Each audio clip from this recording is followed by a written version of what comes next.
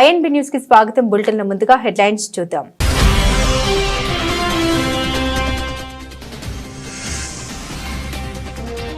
రాజ్యసభ సభ్యత్వానికి రాజీనామా చేసిన విజయసాయిరెడ్డి స్పీకర్ ఫార్మాట్లో రాజీనామా లేఖ అందజేత.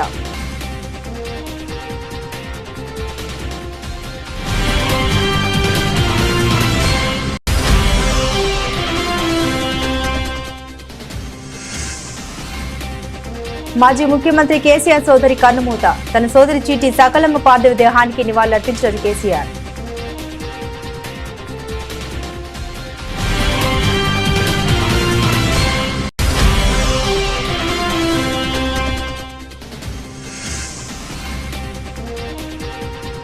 అలా చేస్తే ₹1 ఇవ్వం. రేషన్ కార్డులపై బండి సంజయ్ సంచలన వ్యాఖ్యలు.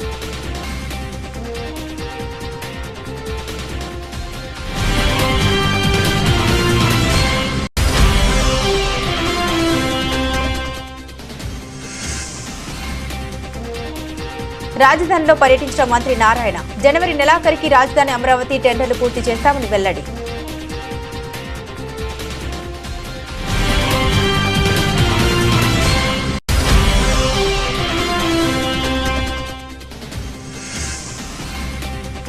రేవంత్ రెడ్డి సీఎం అయ్యాక తెలంగాణ లంచాల అడ్డాగా మారింది. ఎమ్మెల్యే రాజాసింగ్ సంచలన వ్యాఖ్యలు.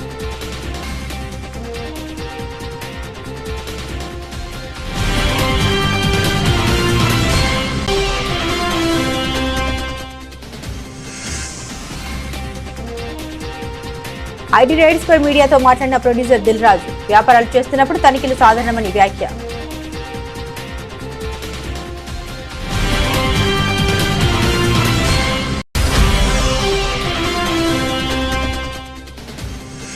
విద్యార్థులను నవ్వాలని చెప్పుతో కొట్టిన ఉపాధ్యాయుడికి దేహశుద్ధి చేసిన విద్యార్థుల తల్లిదండ్రులు.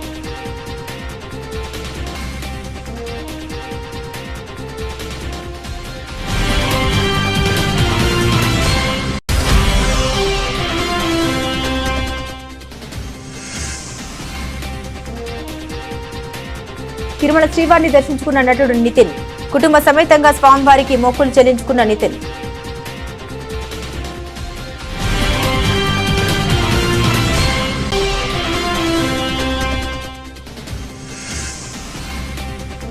రోహిత్ శర్మ ఉన్నా ముంబైకి తప్పని ఓటమి. జమ్మూ చేతిలో కంగుతిన్న డిఫెండింగ్ ఛాంపియన్.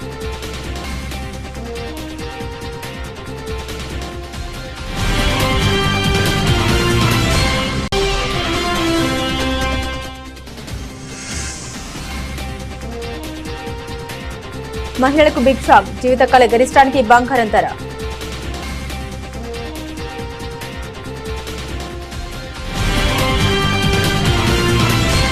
వైసీపీ నేత విజయసాయిరెడ్డి శనివారం రాజ్యసభ సభ్యత్వానికి రాజీనామా చేశారు. రాజ్యసభ చైర్మన్ జగదీప్ ధన్ఖడ్ కు తన రాజీనామా పత్రాన్ని అందించారు. స్పీకర్ ఫార్మాట్ లో ఆయన రాజీనామా లేఖను సమర్పించారు. అనంతరం మీడియాతో మాట్లాడుతూ విజయసాయి కీలక వ్యాఖ్యలు చేశారు. వైసీపీ అధినేత జగన్ కేసులో అప్రూవర్ గా మారాలని తనపై ఎంతో మంది ఒత్తిడి చేశారని విజయసాయి తెలిపారు. రాష్ట్రంలో కూటమి ప్రభుత్వం వచ్చిన తర్వాత కాకినాడ పోర్టు అంశంలో తనపై కేసు నమోదు చేశారని చెప్పారు. తనపై లుకౌట్ నోటీసులు జారీ చేశారని తెలిపారు. కేవీ రావుతో తనకు సంబంధాలు లేవని చెప్పారు. విక్రాంత్ రెడ్డిని కేవీ రావు వద్దకు తాను పంపించలేదని అన్నారు. సిఐడి తనను విచారణకు పిలువలేదని తెలిపారు. తన రాజీనామాతో కూటమికి లాభమని చెప్పారు. రాజకీయాల నుంచి తప్పుకుంటే తాను బలహీనుడిగా మారతానని, అలాంటప్పుడు రాజీనామా చేస్తే తనను కేసుల నుండి ఎందుకు తప్పిస్తారని ప్రశ్నించారు. న్యూస్ ఛానల్ పెట్టే అంశంపై పునరాలోచన చేస్తామని చెప్పారు. బెంగళూరు, విజయవాడలో ఒక్కొక్క ఇల్లు, వైజాగ్ లో ఒక అపార్ట్మెంట్, ఇవే తన ఆస్తులని తెలిపారు. బీజేపీ ఎంపీ పదవి గురించి కానీ, గవర్నర్ పదవి గురించి కానీ తనకు ఎవరి నుండి ఎలాంటి హామీలు లేవని చెప్పారు. నా యొక్క రాజ్యసభ సభ్యత్వానికి ఇంకా 3.5 సంవత్సర కాలం ఉన్నప్పటికీ కూడా రాజీనామాని ఉపరాష్ట్రపతి గారు మా యొక్క రాజ్యసభ చైర్మన్ అధ్యక్షుల వారికి సమర్పించడం జరిగింది. ఆయన ఆ రాజీనామాను ఆమోదించడం కూడా జరిగింది.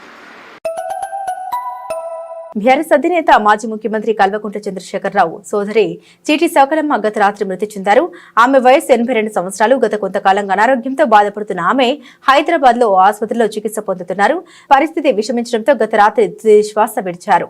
కేసీఆర్ కు సకలమ్మ 5వ సోదరి. సిరిసిల్ల జిల్లా ఎల్లారెడ్డిపేట మండలంలోని పెదిర ఆమె స్వగ్రామం. ఆమె భర్త హనుమంతరావు కొన్నేళ్ల క్రితమే మృతి చెందారు. వీరికి 3 కుమారులు ఉన్నారు. దివంగతులైన తన సోదరి చీటి సకలమ్మ పార్థివ దేహానికి కేసీఆర్ నివాళులర్పించారు. సకలమ్మ కుటుంబ సభ్యుల్ని కేసీఆర్ ఓదార్చారు. సకలమ్మ మరణ వార్త తెలుసుకున్న బీఆర్ఎస్ అగ్రనేతలు కేటీఆర్, హరీష్ రావు, కవిత సకలమ్మ పార్థివ దేహానికి నివాళులర్పించి కుటుంబ సభ్యులను ఓదార్చారు. నేడు ఆమె అంత్యక్రియలు నిర్వహించనున్నారు. సకలమ్మ మృతి నేపథ్యంలో పార్టీ ఎమ్మెల్యేలు, ఎమ్మెల్సీలు, కార్పొరేటర్లు, ఇతర ముఖ్య నాయకులతో నేడు నిర్వహించి తలపెట్టిన సమావేశాన్ని వాయిదా వేశారు.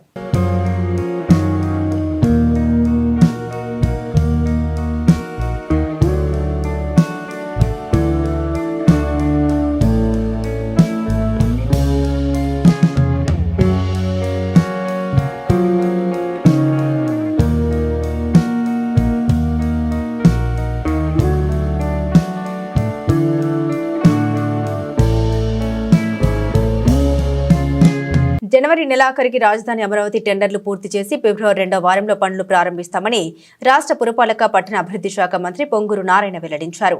న్యాయపరమైన ఇబ్బందులతో పనుల ప్రారంభం ఆలస్యమైందన్న మంత్రి 3 ఏళ్లలో అమరావతి నిర్మాణం పూర్తి చేస్తామని స్పష్టం చేశారు. రాజధాని అమరావతికి నిర్మాణానికి సంబంధించి ఇప్పటి వరకు మొత్తం 40 పనులకు టెండర్లు పిలిచినట్లు రాష్ట్ర పురపాలక శాఖ మంత్రి పి నారాయణ వెల్లడించారు. జనవరి నెలాఖరులోగా టెండర్లు అన్ని పూర్తి చేసి ఫిబ్రవరి 2వ వారంలో పనులు ప్రారంభిస్తామన్నారు. సిఆర్డీఏ, అమరావతి డెవలప్మెంట్ కార్పొరేషన్ అధికారులతో కలిసి రాజధాని అమరావతిలో ప్రాంతంలో మంత్రి నారాయణ విస్తృతంగా పర్యటించారు. నేలపాడు సమీపంలోని అడ్మినిస్ట్రేటివ్ టవర్లు, హైకోర్టు రాష్ట్ర ఫౌండేషన్ వద్ద నీటి పంపింగ్ ను మంత్రి నారాయణ పరిశీలించారు. ప్రపంచంలో టాప్ 5లో ఒకటిగా అమరావతిని నిలపాలన్న లక్ష్యంగా పెట్టుకుని ఐకానిక్ భవనాల డిజైన్లను నార్మన్ ఫాస్టర్ సంస్థ చేత చేయించామని తెలిపారు. గత జగన్ సర్కార్ మాపే కక్షతో నిర్మాణాలు ఆపివేసిందని ఆయన విమర్శించారు. న్యాయపరమైన ఇబ్బందులతో కారణాలతో పనుల ప్రారంభం ఆలస్యమైందన్న మంత్రి నారాయణ 3 ఏళ్లలో అమరావతి నిర్మాణం పూర్తి చేస్తామని స్పష్టం చేశారు.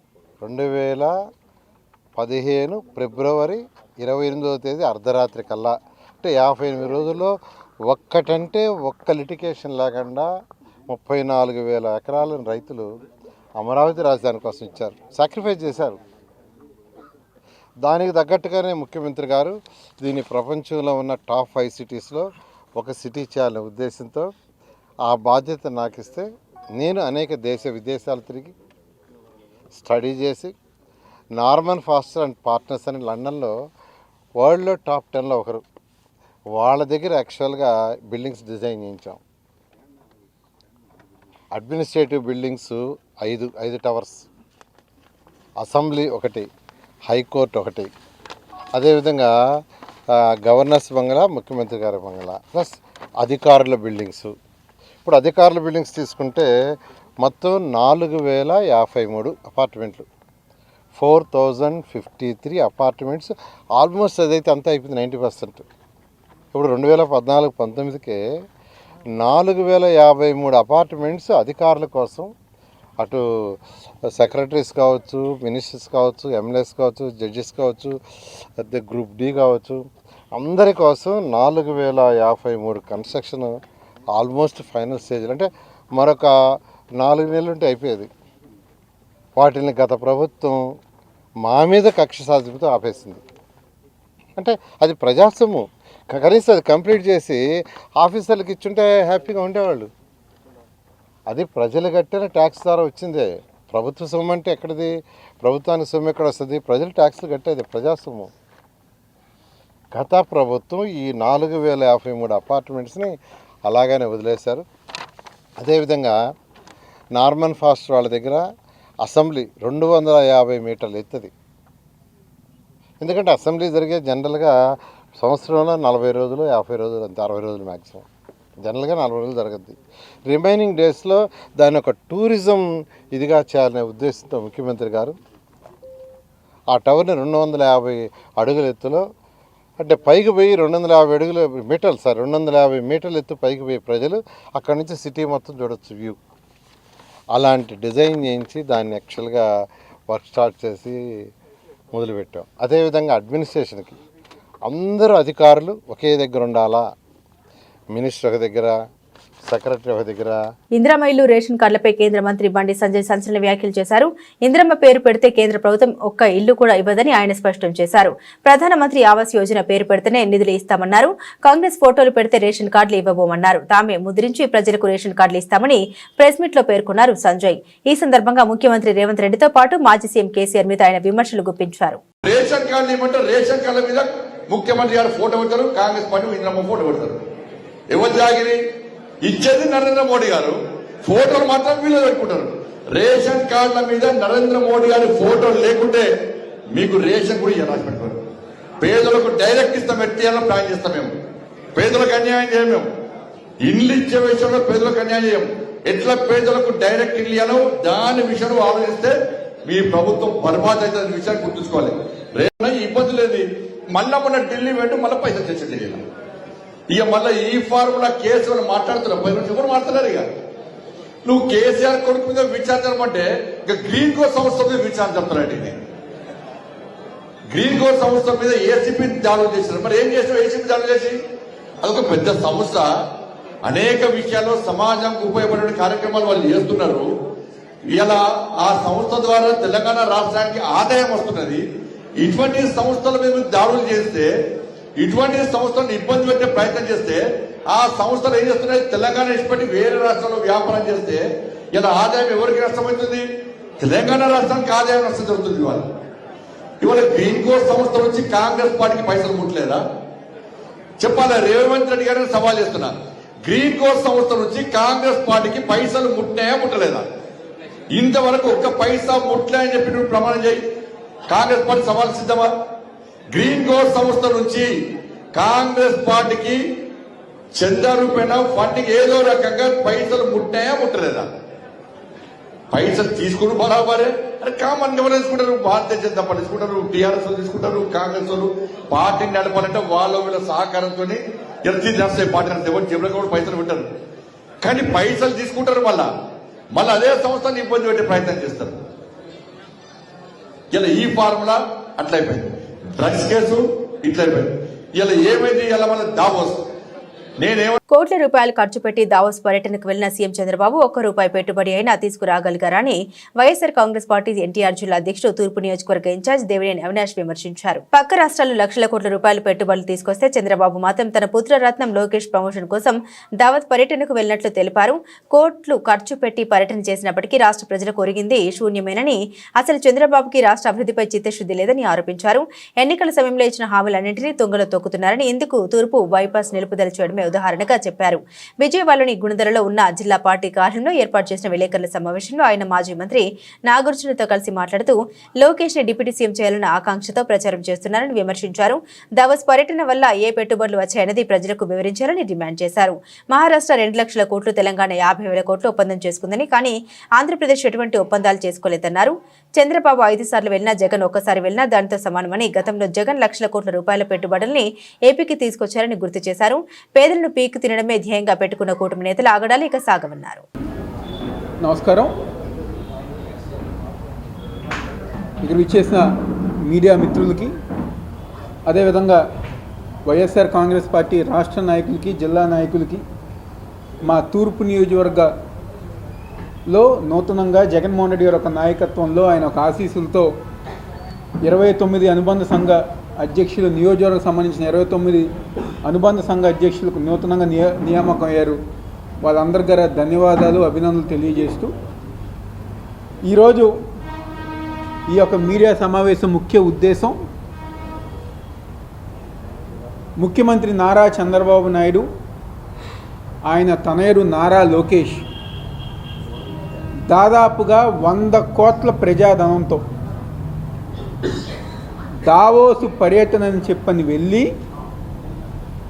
100 కోట్లు ఖర్చు పెట్టి ₹1 పెట్టుబడులు గారు తీసుకురాకుండా, నిజంగా ఈ యొక్క 3 రోజులు 4 రోజులు దావోస్ పర్యటనలు చూస్తూ ఉంటే రాష్ట్రానికి ఉపయోగం లేదు, రాష్ట్ర ప్రజానికానికి ఉపయోగం లేదు. కేవలం నారా లోకేష్ని ప్రమోట్ చేసే విధంగా ఈ 4 రోజులు దావోస్ పర్యటన జరిగింది అని చెప్పని ఈరోజు ప్రతి ఒక్కరి గారు అనుకుంటున్నారు. ఎందుకంటే డావోస్ పర్యటన వెళ్ళక ముందు దగ్గర నారా లోకేష్ని డిప్యూటీ సీఎం చేయాలని చెప్పిన ఒక వాదన వినిపించారు. డావోస్ పర్యటన వెళ్ళగానే అక్కడ సాక్షాత్తు ముఖ్యమంత్రి సమక్షంలోనే ఒక మంత్రి ఉంటూ నారా లోకేష్ని ముఖ్యమంత్రి చేయాలని చెప్పని అన్నారు. నిన్న ముగింపు చివరి రోజున వైజాగ్లో అనుకుంటా ఒక ఎమ్మెల్యే గారు తనయుడు మాట్లాడుతూ అసలు నారా లోకేష్ డిప్యూటీ సీఎం ఏంటి, ముఖ్యమంత్రి ఏంటి, ప్రధానమంత్రి అర్హుడు నారా లోకేష్ అని చెప్పని మాట్లాడుతున్నారు. అంటే కేవలం కుటుంబ ప్రమోషన్ కోసం 100 కోట్ల ధనాన్ని ఉపయోగించింది కూటమి ప్రభుత్వం. రేవంత్ రెడ్డి ముఖ్యమంత్రి అయ్యాక తెలంగాణ రాష్ట్రం లంచాల అడ్డాగా మారిందని గోషమహల్ బీజేపీ ఎమ్మెల్యే రాజాసింగ్ సంచలన వ్యాఖ్యలు చేశారు. పోలీసు అధికారులు లంచాలు తీసుకోవడంపై ఎమ్మెల్యే తీవ్ర స్థాయిలో మండిపడ్డారు. ఈ మేరకు రాజాసింగ్ ఒక వీడియో విడుదల చేశారు. ప్రస్తుతం తెలంగాణ రాష్ట్రం లంచాలకు అడ్డాగా మారిపోయింది. ఒకప్పుడు కానిస్టేబుల్, ఎస్ఐ, ఏసీపీ లంచాలు తీసుకోవాలంటే భయం ఉండేది. కాంగ్రెస్ ప్రభుత్వం వచ్చిన తర్వాత లంచాల దందా పెరిగింది. కరీంనగర్ జిల్లా పరిధిలోని Jammikunta police station inspector Ravikumar కు సంబంధించిన ఓ ఆడియో క్లిప్ వైరల్ అవుతుంది. ఆ ఇన్స్పెక్టర్ ఓ కేసులో 3 లక్షల లంచం తీసుకుంటున్నట్లు ఆ ఆడియోలో ఉంది. ఇన్స్పెక్టర్ బాత్రూమ్ లో డబ్బులు పెట్టినట్లు బాధితుడు చెబుతున్నాడు. సీసీటీవీ ఫుటేజ్ చెక్ చేయాలని బాధితుడు ఉన్నతాధికారులను వేడుకుంటున్నట్లు ఆడియోలో ఉందని రాజాసింగ్ తెలిపారు. లంచాలు అడ్డా తెలంగాణ. ఒకప్పుడు ఏదైనా ఒక కానిస్టేబుల్ కానీ, ఒక ఎస్ఐ కానీ, ఒక ఇన్స్పెక్టర్ కానీ, ఒక ఏసీపీ కానీ ఎవరి దగ్గరైనా లంచాలు తీసుకోవాలంటే ఒక భయం ఉండేది. కానీ తెలంగాణలో కొత్త గవర్నమెంట్ వచ్చిన తర్వాత, కాంగ్రెస్ గవర్నమెంట్ వచ్చిన తర్వాత లంచాలు దందా పెరిగింది. ఇప్పుడు కరీంనగర్లో జమ్మికుంట పోలీస్ స్టేషన్ లిమిట్లో ఉన్న ఇన్స్పెక్టర్ గారు, ఆయన పేరు రవికుమార్, మొత్తం ఆయన ఒక వాయిస్ క్లిప్ వైరల్ అవుతున్నాయి. నాకు కూడా మీడియా పరంగానే తెలిసింది. 3 లక్షల రూపాయలు ఒక బాధితుడు ఆయన బాత్రూంలో పెట్టిందంట. సీసీటీవీస్ చెక్ చేయండి, నేను ఆయన ఒక కేసులో నాకు డబ్బులు అడిగిండు, నేను బాత్రూంలో డబ్బులు పెట్టిన 3 లక్షలు, అది సీసీటీవీ చెక్ చేయండి అని కూడా ఆ బాధితుడు ఆయన చెప్తుండు.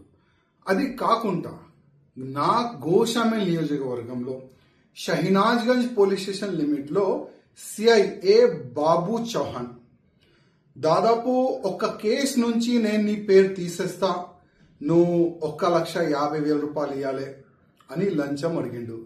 50,000 రూపాయలకి ఆయన ఫిక్స్ అయింది. ఏసీపీ అధికారులు ఈ షహనాజ్గంజ్ పోలీస్ స్టేషన్ లిమిట్లో ఉన్న ఆ ఇన్స్పెక్టర్ని, ఆ బాబు చౌహాన్ని అరెస్ట్ చేసినారు.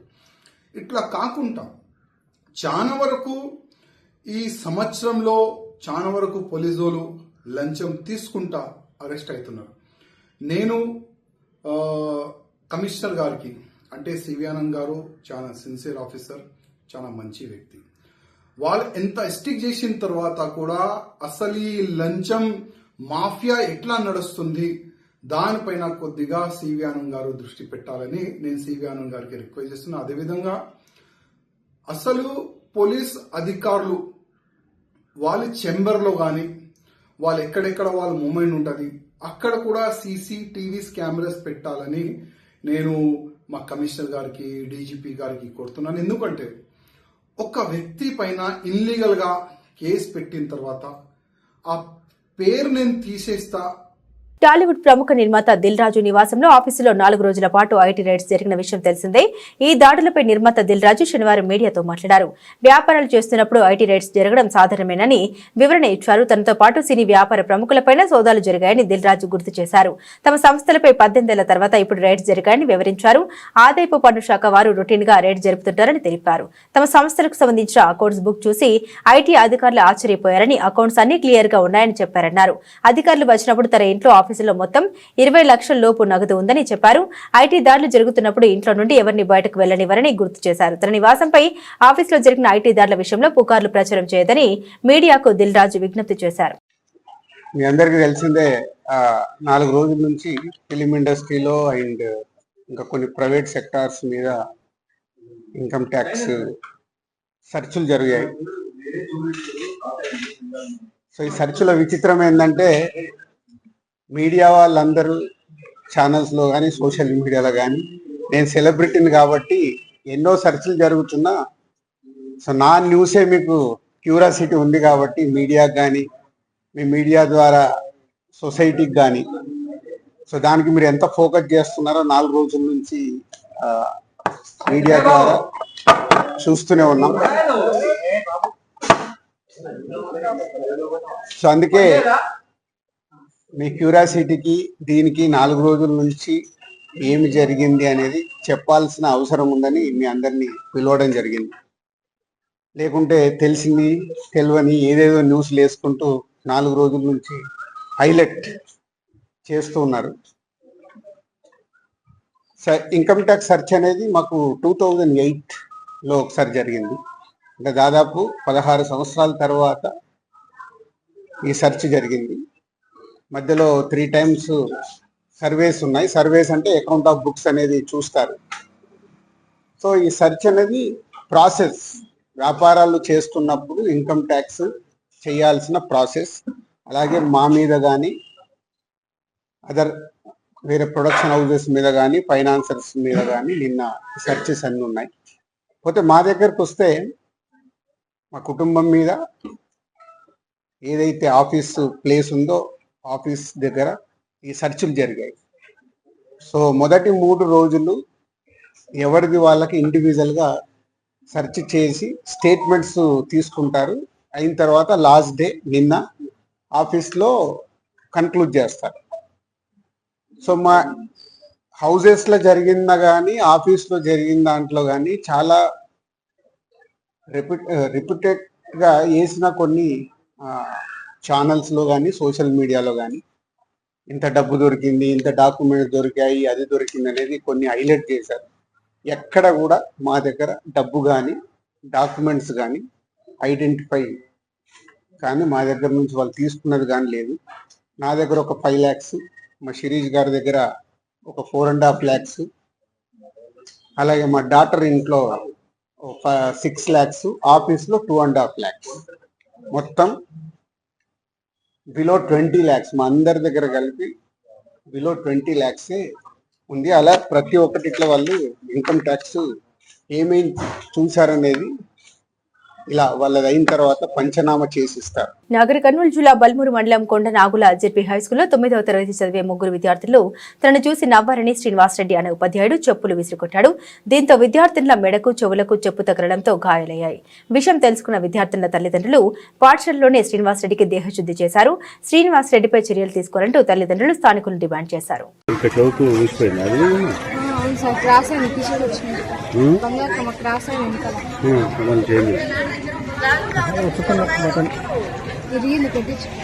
వాళ్ళు ఎటువంటి పనిష్మెంట్ ఇస్తే దాన్ని నేను ఇంప్లిమెంట్ చేస్తాను. అట్లా పనిష్మెంట్ ఇచ్చే అధికార హోదా మరి స్కూల్ ఆయన సస్పెండ్ చేయడం లేకపోతే ఏదో చేసే అధికారం తెలియజేస్తాయి. జరిగిన సంఘటన సార్ ఎంక్వైరీ చేస్తారు, చర్యలు తీసుకుంటారు. పెట్టాలని ఏం లేదు. జరిగిన సంఘటన సంఘటన భావిస్తున్నాం. జరగకూడదు. యాక్చువల్గా నేను 15 ఏళ్ళు 16 ఏళ్ళ హెడ్ మాస్టర్, ఎక్కడ ఇటువంటి ఎప్పుడు జరగలేదు. మీకు పనిచేస్తున్నాం. టాలీవుడ్ నటుడు నితిన్ శనివారం తిరుమల శ్రీవారిని దర్శించుకున్నారు. ఉదయం వీఐపీ దర్శన సమయంలో కుటుంబ సమేతంగా స్వామివారిని దర్శించుకుని మొక్కులు చెల్లించుకున్నారు. తన కొడుకుతో మొదటిసారి ఆలయానికి వచ్చిన నితిన్ కుటుంబ సభ్యుల్ని ఆలయ అర్చకులు ఆశీర్వదించి తీర్థ ప్రసాదాలు అందించారు. ఆలయం వెలుపల హీరో నితిన్ ను చూడడానికి, వారితో ఫోటోలు దిగడానికి భక్తులు ఉత్సాహం చూపారు. తిరుమలలో భక్తుల రద్దీ కొనసాగుతుంది. వివిధ ప్రాంతాల నుండి వచ్చిన భక్తులు స్వామివారి దర్శనానికి 9 కంపార్ట్మెంట్లను వేచి ఉండగా టోకెన్ లేని భక్తులకు 10 గంటల్లో సర్వదర్శనం అవుతుందని టీటీడీ అధికారులు వివరించారు. నిన్న స్వామివారిని 57,655 మంది భక్తులు దర్శించుకోగా 20,051 మంది తలనినాలు సమర్పించుకున్నారు. భక్తులు సమర్పించుకున్న కానుకల ద్వారా హుండీ ఆదాయం 2.73 కోట్లు ఆదాయం సమకూరింది. రంజీ ట్రోఫీలో భాగంగా ఎలైట్ గ్రూప్ ఏ మ్యాచ్లో జమ్మూ కాశ్మీర్ చేతిలో డిపెండింగ్ ఛాంపియన్ ముంబై జట్టు అనూహ్యంగా పరాజయం పాలింది. ఆల్రౌండర్ ప్రదర్శనతో ముంబైకి జమ్మూ గట్టి షాక్ ఇచ్చింది. 5 వికెట్ల తేడాతో ముంబైని మట్టి కరిపించింది. ఇక ఈ మ్యాచ్ ద్వారా టీమిండియా కెప్టెన్ రోహిత్ శర్మ దాదాపు 10 ఏళ్ల తర్వాత రంజీలో పునరాగమనం చేసిన విషయం తెలిసిందే. ఇలా హిట్ మ్యాన్ టీంలో చేరిన మొదటి మ్యాచ్లోనే ముంబై ఓటమి చవిచూడడం గమనార్హం. ముంబై నిర్దేశించిన 205 పరుగుల లక్ష్య ఛేదనతో బరిలోకి దిగిన జమ్మూ 5 వికెట్లు మాత్రమే కోల్పోయి టార్గెట్ను అందుకుంది. ఇక ఈ మ్యాచ్లో రోహిత్ మొదటి ఇన్నింగ్స్ లో 3 పరుగులు చేయగా రెండో ఇన్నింగ్స్ లో 28 రన్స్ చేసి నిరాశపరిచాడు.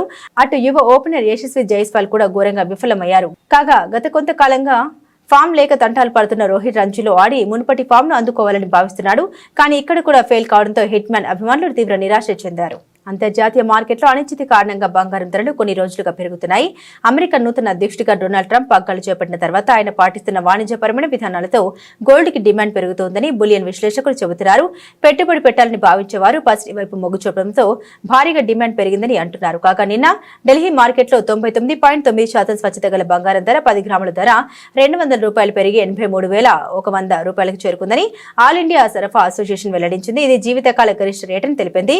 ఢిల్లీలో 22 క్యారెట్ల 10 గ్రాముల బంగారం ధర 10 పెరిగి 75,710 రూపాయలకు చేరుకోగా 24 క్యారెట్ల తులం పసిడి ధర $10 పెరిగి 82,580గా ఉంది. హైదరాబాద్, విజయవాడ నగరాల్లో 22 క్యారెట్ల 10 గ్రాముల గోల్డ్ ధర 10 పెరిగి 75,560 ఉండగా 24 క్యారెట్ల పసిడి ధర 10 పెరిగి 82,430కి చేరుకుంది. ఇక వెండి విషయానికి వస్తే దేశ రాజధాని ఢిల్లీలో కిలో వెండి ధర శుక్రవారం 97,500 రూపాయలు ఉండగా నేడు $100 పెరిగి 97,600కు చేరుకుంది. అలాగే హైదరాబాద్, విజయవాడ నగరాల్లో కేజీ వెండి నిన్న 1,05,000 రూపాయలు ఉండగా ఇవాళ 100 పెరిగి 1,05,100గా ఉంది. బులెటిన్ ముగించే ముందు హెడ్లైన్స్ మరోసారి.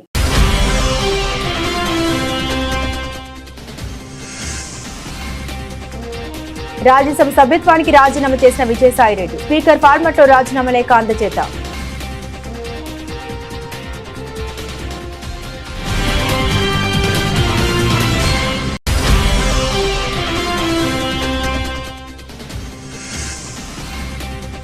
మాజీ ముఖ్యమంత్రి కేసీఆర్ సోదరి కన్నుమూత. తన సోదరి చీటి సకలమ్మ పార్థివ దేహానికి నివాళులర్పించారు కేసీఆర్.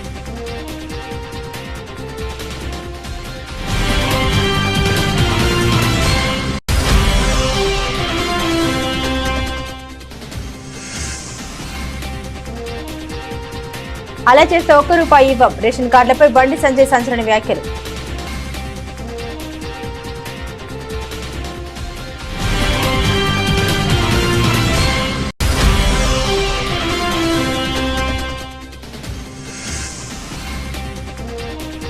రాజధానిలో పర్యటించిన మంత్రి నారాయణ జనవరి నెలాఖరికి రాజధాని అమరావతి టెండర్లు పూర్తి చేస్తామని వెల్లడి.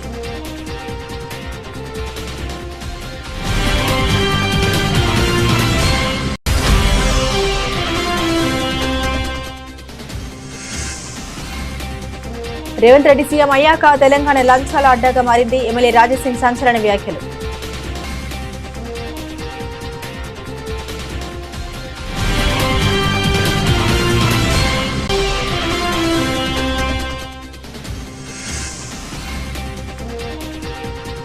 ఐటీ రైడ్స్ పై మీడియాతో మాట్లాడిన ప్రొడ్యూసర్ దిల్ రాజు వ్యాపారాలు చేస్తున్నప్పుడు తనిఖీలు సాధారణమని వ్యాఖ్య.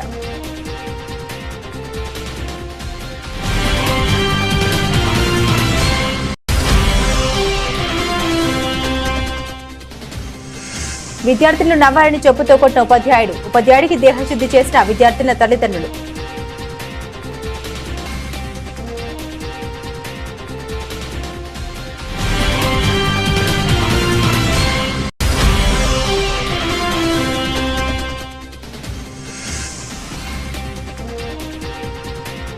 తిరుమల శ్రీవారిని దర్శించుకున్న నటుడు నితిన్. కుటుంబ సమేతంగా స్వామివారికి మొక్కులు చెల్లించుకున్న నితిన్.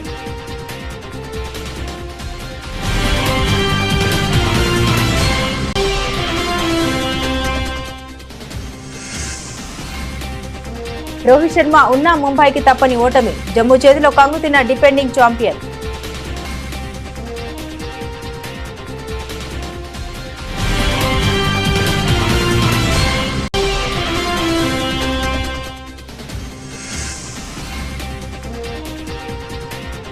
మహిళలకు బిగ్ షాక్. జీవితకాల గరిష్టానికి బంగారం ధర.